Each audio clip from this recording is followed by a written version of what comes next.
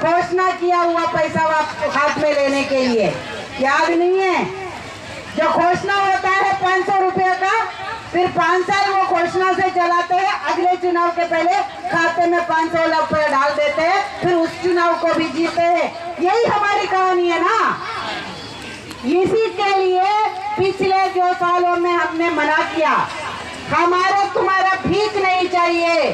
हमारा नारा लगता है ना, भीख नहीं चाहिए, हम भीख नहीं मांग रहे, हम अपना अधिकार, हमारा हक मांगते हैं कि हमें हक दे दो, कानून में डालो न्यूनतम वेतन। उसका लड़ाई लड़ा है हमारी फेडरेशन ने। अभी हमारे तपन शर्मा जी ने बताया, वो लड़ाई सिर्फ कानूनन लड़ाई नहीं है, कोर्ट में गया तो एकदम कोर्ट ने ऑर्डर दे दिया नहीं है। समझना नहीं ये है कि गुजरात की हाई कोर्ट ने पहले ऑर्डर दिया ग्रेजुएटी के लिए, वो सुप्रीम कोर्ट गया सरकार, तो वहां पे सुप्रीम कोर्ट ने भी ऑर्डर दिया कि आंगनवाड़ी वर्कर और आंगनवाड़ी हेल्पर कानूनन काम कर रहे हैं, बच्चों का काम कर रहे हैं, तो ये इनको मजदूरी देने चाहिए, इसको ग्रेजुएटी का ये हकदार है। कोर्ट ने बोला 2022 में बोला, अभी कितना साल हो गया, 3 साल से अभी तक केंद्र सरकार नहीं सुना, कुछ ऑर्डर भी नहीं दिया। उसके बाद में वो लड़ाई तो है, गुजरात के अंदर उन्होंने फिर लड़ाई किया जमीन में। कोर्ट ने तो जो बोला तो लागू करेंगे, ऐसा मत सोचना कि ये लड़ाई किया तब लागू किया। कर्नाटका के अंदर में जमीन में लड़ाई लड़ा, तब जाके वहां पे भी ग्रेजुएटी लागू किया।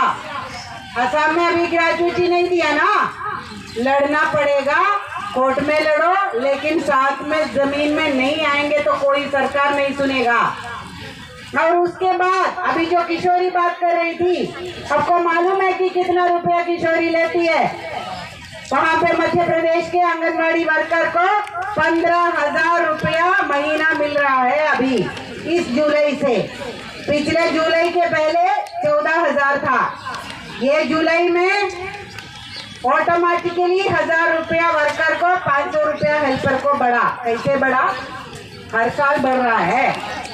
बड़ा आंदोलन किया, बड़ा आंदोलन करके बोला ये अभी 1500 हमें बोला है, अभी तो खाते में नहीं आया ना स्टेट का, तो वो बोला कि ये आप 500 कभी 1500 कभी 2000 का किस्सा नहीं चलेगा, हमें हर साल बढ़ाओ।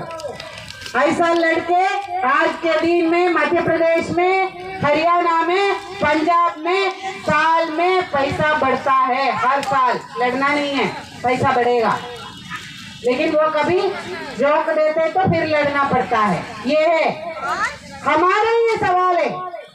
असम के बच्चे भी वही है, केरल के बच्चे भी, मध्य प्रदेश के भी बच्चे वही है कि ये बच्चे के लिए बैठने का जगह नहीं है।